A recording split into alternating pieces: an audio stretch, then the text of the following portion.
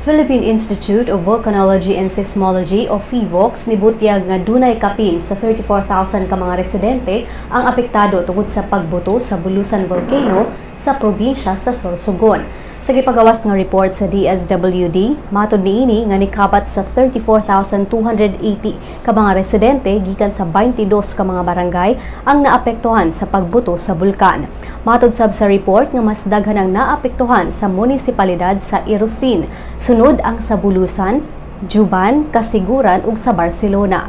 Matud sa report sa National Disaster Risk Reduction and Management Council nga ang DSWD nakapang-apod-apod na og mga food packs sa mga residente sa Irosin ug Juban niadtong Hunyo 17.